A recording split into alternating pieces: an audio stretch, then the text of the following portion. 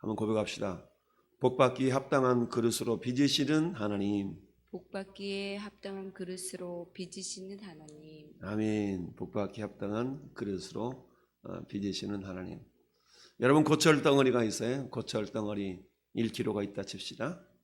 그 고철은 아무런 조치도 취하지 아니하면 그 고철은 계속 세월이 지나가다가 녹이 슬어서 결국은 부스러져 아무런 쓸모없는 그런 존재가 되고 말 것입니다. 그런데 그 고철을 그야말로 대장장이가 주워다가 풀불 속에 푹 들어가서 빨갛게 데워서 물 속에 들어가, 불 속에 들어가, 방망이 밑에 들어가, 이렇게 하다 보면 어때요? 그 고철 덩어리가 낫도 되고 칼도 되고 호미도 되고 꽹이도 되고, 그야말로 그 고철을 보는 대장장이 마음속에는 이걸 가지고 호미를 만들어야 되겠다, 망치를 만들어야 되겠다 라고 생각하는 그 순간에 그 속에서 그야말로 작품을 이렇게 빚어내게 되죠. 그러면 이 작품이 되어지기까지 쇠 입장에서 본다 그러면 얼마나 고통스럽겠어요? 그 대장장의 마음을 그 쇳덩어리가 헤아리지 못한다면 왜 나를 이렇게 뜨거운 불에 집어넣느냐고, 왜 이렇게 나를 물속에 집어넣느냐고 아마 이렇게 불평하고 원망하게 될 겁니다. 이와 같이 우리는 마치 쇳덩어리와 같은 존재일진데 그 대장장이는 하나님이시죠. 하나님은 우리의 생각과 우리의 뜻과 그야말로 그보다 더 높은 곳에서 우리를 향한 계획이 분명히 있으신데, 쇳덩어리 같은 우리가 그 하나님의 뜻을, 하나님의 선하심을 우리가 온전히 알 수가 없다. 늘 우리가 기억할 것은 하나님은 항상 오르시다라는 것을 우리가 기억할 수 있어야 됩니다. 자, 오늘 야곱이 드디어 외삼촌집 라반에서 정말 한 달 동안 머무는 동안에 이놈의 자식 봐라, 이거 내가 조카지만 저렇게까지 나를 위해서 일을 하다니, 야, 이건 내가 미안해서 그냥 둘 수가 없구나. 야곱아, 네가 내 조카이긴 하는데 어떻게 그냥 꽁으로 내 일을 위해서 그냥 네 몸을 저렇게 수고하겠냐. 그래, 네가 원하는 게 뭐냐, 한번 네 품삯을 한번 정해봐. 삼촌, 아시다시피 우리 아버지가 저한테 명령하기를 가나안 땅에서 딸들 가운데 아내를 삼지 말고 외삼촌 딸들 가운데 아내를 삼으라 그러는데 보아하니 내가 라헬을 참 좋아하게 됐소. 그러니 라헬을 내 아내로 주쇼 라고 했습니다. 그 대신 내가 7년을 우리 외삼촌에게 섬기겠나이다 라고 말씀을 드렸습니다. 그랬더니 그 소리가 외삼촌 라반의 마음에 들었죠. 그래서 19절에 하는 소리가 라반이 이르되 그를 네게 주는 것이 타인에게 주는 것보다 나으니 나와 함께 있으라. 그래, 한번 그렇게 하자 라고 해서 야곱이 일을 하는데 얼마나 라헬을 사모하고 그리웠던지 7년을 섬겼는데 7년을 수일처럼 며칠처럼 섬겼더라. 뒤에 7년이 다 찼어요. 야, 야곱이 요청을 합니다. 외삼촌 이제 7년이 다 됐으니까 나에게 아내를 주시오. 내가 그와 합방하고 싶소. 당연한 얘기 아니겠어요? 그래서 라반이 그 사람들 다 모아서 이제 성대한 잔치를 벌이고 이제 내 딸을 저 이제 조카 야곱에게 아내로 줄랍니다 라고 저녁에 그야말로 호롱불 켜고 깜깜하게 이제 이렇게 꾸며서 신부로 넣어줬는데 아침 일어나 보니까 라헬이 아니고 레아였던 거죠. 그래서 깜짝 놀라가지고 아침에 외삼촌을 불러 따집니다. 아니, 외삼촌 이럴 수가 있어요? 어찌 나한테 이렇게 행하셨습니까? 내가 원하는 여인이 저 라헬인 줄 외삼촌은 잘 아셨잖아요. 그런데 이게 뭡니까? 이렇게 따졌더니 외삼촌이 하는 말이 뭐라고 그래요? 언니보다 아우를 먼저 주는 것이 우리 지방에서 하는 일이 아니야. 우리 집은 그렇게 안 해. 언니가 먼저 가는 거야. 그러면서 일을 위하여 7일을 또 일을 해. 그럼 내가 라헬 줄게. 그 대신 7년 동안 또 섬겨야 돼? 라고 한 거죠. 그래서 야곱이 그대로 7일을 채우며 라반이 라헬도 그에게 아내를 주고 라반이 또 그의 여종 빌하를 그의 딸 라헬에게 주어서 시녀가 되게 했다. 그리고 결국 야곱이 또한 라헬에게로 들어갔고 라헬이 라헬을 더 레아보다 사랑하여서 7년 동안 라반을 섬기게 되었다. 그래서 17년 아니 14년이죠. 부인 얻기 위해서 14년 세상 말로 쇠 빠지게 일한 사람 오늘날 거의 없죠. 뭐 1년이고 2년이고 하다 말고 이럴 수 있어 아마 그러고 말 겁니다. 그런데 야곱은 나이를 진정으로 사랑했기에 7년을 하루같이 이렇게 열심을 다해서 섬겼는데 여러분 아이러니하게도 야곱은 형 에서를 속여 아버지 이삭을 속여 받았던 축복과 축복권 장자의 명분, 그런데 외삼촌에 의해서 다시 속임을 당하게 되죠. 우리는 이것을 뭐라고 얘기합니까? 심은 대로 거둔다라는 말을 합니다. 결국 형과 아버지를 속였던 이 야곱은 오히려 외삼촌 라반에게 속임을 당하는 그런 일이 있게 됩니다. 물론 육신적으로 본다면 마누라를 2명씩이나 얻었으니까 얼마나 좋았겠어요? 그렇지만 어찌하든 속임을 당하게 되었다. 그런데 두 딸을 야곱에게 다 주면서 외삼촌은 자기가 여종으로 거느리고 있었던 두 여인네를 자기 큰딸과 작은딸의 시종으로 또 이렇게 하나씩 다 붙여주는 것을 보게 됩니다. 자, 오늘 이 말씀을 통해서 우리가 깨달을 수 있는 거 뭔가? 그것은 참 오늘 말씀의 제목처럼 하나님께서는 우리에게 복을 주시는데 거저 주지 않는다고 그랬어요. 복을 주시기 위해서는 반드시 그 복을 받기에 합당한 그릇으로 빚으셔서 하나님은 복을 주신다. 왜냐하면 하나님 주시는 복은 귀하기 때문에 그 하나님께서는 그 귀한 것을 거저 주시지 않는다. 반드시 그 복을 받을 그릇으로 이렇게 빚으셔서 그 복을 주신다라는 말씀을 드렸습니다. 자, 하나님께서 야곱을 향한 어떤 선하신 뜻이 있죠. 선하신 계획이 있습니다. 그런데 아직은 그 야곱에게 그것을 안겨주기는 하나님의 기준에 볼 때 합당하지 않았던 것이죠. 그러다 보니까 하나님께서는 어때요? 이 야곱의 성품을 좀 더 빚으셔서 그야말로 복 주기에 합당한 그런 믿음의 사람으로 만들어 가기를 원하셨습니다. 마치 하나님은 아브라함에게 복을 주시겠다라고 약속을 하셨지만 그 복을 실제적으로 복의 씨앗이죠. 씨앗으로 받기까지는 25년이라는 세월이 흘렀고, 그리고 또 10수년이 흘러서 그야말로 복으로 주셨던 그 이삭마저도 번제로 드리라라는 하나님의 요청이 있었죠. 그리고 어때요? 창세기 22장 12절에 비로소 네가 이제야 나를 경외하는 줄 알았다 라고 하나님 합격점을 받기까지는 그야말로 수십 년의 세월이 흘렀던 것이죠. 이처럼 하나님께서는 믿음의 조상 아브라함을 아브라함으로 빚으셔서 믿음의 조상으로 삼기까지는 그야말로 수십 년의 세월이 흘렀던 걸 보게 됩니다. 여러분, 우리가 잘 아는 모세는 어떻습니까? 모세는 그야말로 80세에 불러서 하나님이 40년 동안 120세까지 40년을 써먹었죠. 모세를 쓰시기까지는 몇 년의 세월이 흘렀어요? 모세는 그야말로 이집트의 왕자로서 40년 동안은 그야말로 떵떵거리며 사는 그런 인생을 살았죠. 그런데 그 모세를 하나님이 쓰시려고 불러내셨는데 광야에서 그야말로 40년 동안 목동의 삶으로 살게 하셨던 겁니다. 그러니까 하나님이 모세를 빚으시는 기간은 40년이었죠. 40년 동안 다 빚으셔서 또 나머지 40년을 하나님이 그 인생을 사용하셨던 걸 보게 됩니다. 자, 그러면 우리 자신 한번 돌아봅시다. 그렇다면 과연 나는 하나님께서 복주시기 합당한 그릇으로 다 빚어졌나를 한번 우리가 이렇게 돌아보면 되겠죠. 나를 빚으시는 하나님, 그야말로 고철덩어리에서 낫을 보고 호미를 보고 방망이를 발견할 수 있는 그런 어떤 대장장의 생각처럼 하나님은 고철과 같은 우리를 예수 그리스도의 보혈로 건져주셔서 우리 안에서 하나님은 뭔가 모르게 이루실 하나님의 어떤 밑그림이 다 있지 않겠습니까? 그것을 이루어 가심에 있어서 그냥 금방 우리를 예수 믿게 하고 금방 뭔가 이렇게 주시는 그런 것이라면 얼마나 좋겠습니까마는 하나님 그러하지 아니하신다. 왜요?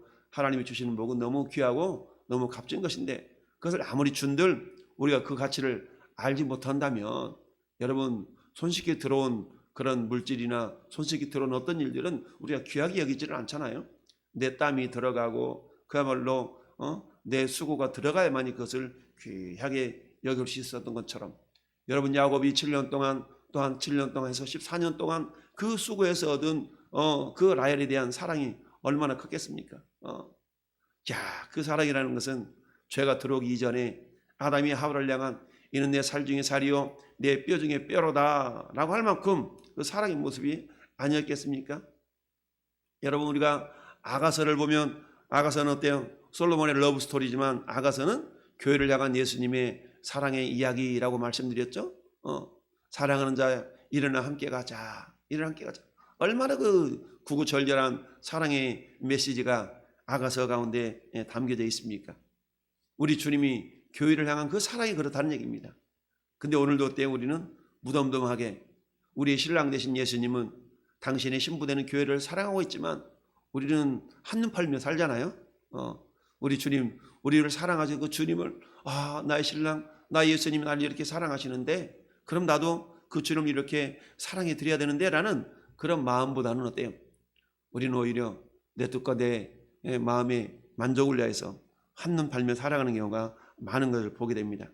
자, 오늘 본문을 통해서 우리는 두 가지를 생각해 볼 수가 있는데요. 첫 번째 것은 뭡니까? 우리 하나님께서 우리를 향한 생각이 있다. 예레미야서 29장 11절 말씀처럼 여호와의 말씀이니라 너희를 향한 나의 생각을 내가 하나니 평안이요 재앙이 아니니라 너희에게 미래와 희망을 주는 것이니라. 자, 하나님께서 우리에게 재앙을 주시는 것이 하나님의 마음이 아니라 마치 예레미야가 3장 33절의 말씀에도 어땠어요? 자, 하나님께서 당신의 백성들에게 고난을 당하게 하시는 것 이것이 본심이 아니다라고 말씀하고 있지 않습니까?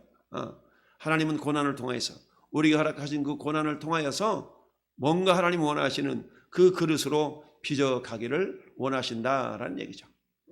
단지는 어때요?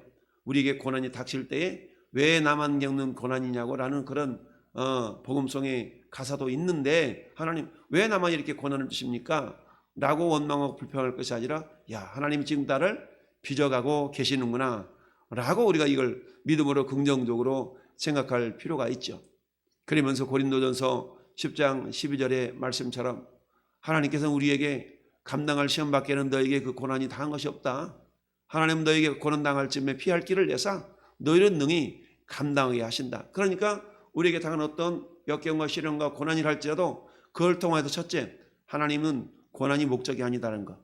고난을 통해서 반드시 하나님의 어떤 선하신 뜻을 이루시고자 하신 어떤 그런 계획이 있다라는 것을 기억하고, 여러분 우리가 이사야서 55장에 보니까 하나님의 생각은 너희 생각과 다르며 하나님의 길은 너희 길과 달라서 마치 하늘이 땅보다 높은 것 같이 하나님의 뜻은 그러하다라고 말씀하고 있지 않습니까? 고철덩어리가 대장장이의 마음을 알 수 없는 것처럼 우리 인간이 하나님의 그 크신 하나님의 생각을 다 알 수는 없지만 하나 절대적으로 알 것은 우리를 향한 하나님의 생각은 평안이요 미래의 소망을 주는 것이다 라는 것을 우리가 절대적으로 인정하고 그걸 받아들일 수 있어야 된다라는 얘기입니다. 그러면 어때요? 오늘 우리가 때로는 내가 예기치 않는 생각지 않는 내가 범죄함으로 당하는 고난도 있을 수가 있죠. 그런데 내 생각에 애매히 당하는 고난도 있을 수가 있다라는 얘기입니다. 그렇지만 분명한 사실은 우리가 두 번째 알아야 될 것은 뭡니까? 두 번째 알아야 될 것은 적어도 하나님 우리를 하나님의 자녀 삼으시고 우리를 하나님을 사랑하는 자로 불러주셨다면 로마서 8장 28절의 말씀처럼 하나님을 사랑하는 자 곧 그 뜻대로 부르심을 입은 자들에게는 모든 것이 합력하여 선을 이루느니라 라는 겁니다. 이 두 가지 진리를 우리는 늘 잊지 말아야 된다는 얘기죠. 우리를 향하신 하나님의 생각은 그야말로 고난, 재앙이 아니라 그야말로 하나님께 우리에게 미래와 소망을 주는 것이다 라는 첫 번째 진리, 이걸 늘 우리는 잊지 말아야 됩니다. 내가 당하는 고난이 제일 큰 것처럼 여겨지잖아요. 하나님 왜 하필이면 그러기에요? 내가 어떻게 신앙생활 했는데요? 내가 어떻게 하나님을 섬겼는데 그러기에요? 라는 그런 어떤 안타까운 마음이 마치 야곱이 삼촌 내가 어떻게 왜 삼촌을 7년을 섬겼는데 이러기에요? 이럴 수 있다는 얘기죠. 야곱이 잘못한 거 하나도 없잖아요. 오히려 불에 넘치도록 외삼촌 라반을 섬겼는데 외삼촌 그러기에요? 우리 동네는 동생이 먼저 시집가는 법이 없거든. 야곱이 할 말이 없는 거죠. 그럼 처음부터 그렇게 얘기를 하시죠. 아니 왜요? 야곱이 그렇게 일해주는 것이 라반한테는 좋았는데 굳이 얘기할 필요가 뭐가 있겠어요? 자기가 그렇게 일한다고 그랬는데 알았어요. 대신 7일을 더 일을 하면 라헬도 줄게. 7일을 또 하루같이 일하고 또 나머지 7년을 더 섬기하면 했던 이 야곱의 모습. 그러나 하나님은 야곱에게 여기서 라반 집에서 행하는 14년 그리고 또 7년 도합 20여 년의 6년 해서 도합 20여 년의 세월 기간 동안에 결국 어떤 자로 만들어요? 야복강에서 결국 주님만을 의지하는 사람으로 베델에서 만나 주셨던 하나님 또한 야복강에서도 만나 주시잖아요. 그리고 꾸역꾸역 어때요? 결국 베델로 다시 불러가시거든요. 왜? 베델이라는 것은 하나님을 예배하는 장소요. 하나님을 예배할 수 있는 예배자요. 이런 예배자로 하나님. 결국 하나님의 궁극적인 목적은 뭐예요? 야곱을 하나님을 향한 전심 전력하여 예배하는 예배자로 부르시는 거거든요. 할렐루야. 예배자로 부르시는 겁니다. 자, 여러분, 아브라함은 성부 하나님을 예표한다고 그랬어요. 이삭은 성자 하나님을 예표한다고 그랬어요. 야곱은 성령 하나님을 예표한다고 그랬어요. 그러면 성령님을 통해서 우리에게 원하시는 것이 무엇일까? 그것은 우리가 하나님을 전심으로 예배하는 예배자가 되기를 원하시는 거예요. 그러니까 어때요? 우리 안에 오셔서 너희가 영과 진리로 예배하는 그런 예배자가 되라. 내가 찾는 예배자가 되라라고 하나님이 우리 안에 성령님을 보내주셔서 우리가 진정으로 예배하는 예배자가 되기를 원하시죠. 물론 정한 시간에 나와서 예배당에 나와서 드리는 예배자일 수도 있겠지만 그러나 우리는 매 순간순간마다 주님이 동행하는 하나님 나와 함께 계시거늘 내가 깨닫지 못했구나 라고 야곱이 베델에서 느꼈던 것처럼 우리 하나님 매 순간순간마다 우리가 삶의 예배자로서 우리와 동행하시는 하나님과 교통하면서 우리가 동행하면서 살기를 원하시는데 우리는 동행하시는 하나님을 잊어버리고 살잖아요. 근데 하나님은 우리 안에 성령님을 보내주셨대요. 그걸 깨닫도록 하신다는 얘기죠. 그리고는 어때요? 우리에게 미래와 소망을 주시고 우리에게 어떤 하나님의 놀라운 선하심을 이루어 가기를 원하시는 그런 계획이 분명히 있다는 얘기죠. 따라서 오늘 내가 당하는 여러 가지 고난, 비록 내가 범죄함으로 말미암아서 당하는 고난일 수도 있어요. 그러나 일단 우리를 하나님이 구원해 주셨다면 하나님은 그것조차도 반드시 합력하여 선을 이루신다라는 얘기입니다. 따라서 우리가 절대 진리 두 가지를 늘 우리가 기억하면서 우리를 향한 하나님의 생각이 있는데 그것은 재난이 아니고 고난이 아니고 저주가 아니다니까. 할렐루야. 우리에게 소망을 주시는 것이 하나님의 계획이고 두 번째는 어떤 상황 가운데서도 하나님은 반드시 합력하여 선을 이루신다. 할렐루야. 이 두 가지를 우리가 잊지 않는다 그러면 우리는 어때요? 자, 우리는 어때요? 다만 이뿐 아니라 우리가 환난 중에도 즐거워하니. 할렐루야. 사도 바울 로마서 5장에 그렇게 말씀하고 있습니다. 환난 중에도 즐거워할 수 있다는 얘기입니다. 왜요? 여러분 고철이 자기 미래가 아름다운 홈이 아름다운 낫 멋있는 이런 방망이 이런 것을 변화될 것을 이 고철 입장에 안다 그러면 자기가 당하는 고난은 어때요? 즐겁게 여길 수 있겠죠. 왜? 가치가 높아지는데 고철 1덩어리 고철 1kg 1쿨에 이를테면 1,000원 그런다 그러면 낫 홈이 이런 것은 수천만 원 수천원 수천원 또는 수만원 이렇게 가치가 올라가는 거 아니겠습니까? 그런 것처럼 다만 이뿐 아니라 우리가 환난 중에도 즐거워하나니 이는 환난은 인내를 인내는 연단은 소망을 이루는 줄 알미로다. 야고보 사도도 뭐라고 했습니까? 형제들아 너가 여러 가지 시련을 인하여 잠깐 근심하게 되지 아니할 수 없었으나 이 온전히 기쁘게 여기라. 이는 너희 믿음의 시련이 인내를 만들어내는 줄 압니다. 인내를 온전히 이루라. 이는 너희로 온전하고 구비하여 조금도 부족함이 없게 하려 합니다. 또한 야고보 1장 12절에는 시험을 참는 자는 복이 있나니 이는 시련을 견뎌낸 자가 주께서 자기를 사랑하는 자들에게 약속하신 생명의 멸관을 얻게 하실 것이기 때문이다. 할렐루야. 사도 베드로가 노년에 그렇게 이야기하죠. 베드로전서 5장 10절에도 모든 은혜의 하나님 곧 그리스도 안에서 너희를 부르신 자가 자기의 영원한 영광에 들어가게 하신 이가 잠깐 고난을 당한 너희를 친히 온전하게 하시며 굳건하게 하시며 강하게 하시며 털을 견고하게 하시리라. 할렐루야. 오늘도 저와 여러분들 부르셔서 온전케 하시고 견고케 하시고 우리를 하여금 강하게 하셔서 하나님의 사랑하신 뜻을 이루는 영광의 도구로 삼으신 줄 믿습니다. 우리에게 복 주시기에 합당한 믿음으로 빚어가시는 그 하나님의 손길에 오늘도 겸손하게 주님 이겨낼 수 있는 힘 주시고 믿음 주셔서 마침내 당신의 뜻을 이루어 주옵소서. 우리가 주님이 가르친 기도 제목처럼 기도문처럼 뜻이 하늘에서 이루어진 것처럼 땅에서 이루어지기를 원하며 누구를 통해서? 나를 통해서. 오늘도 우리가 이렇게 기도함으로 승리하는 저와 여러분들 되기를 예수님의 이름으로 축원합니다. 아멘.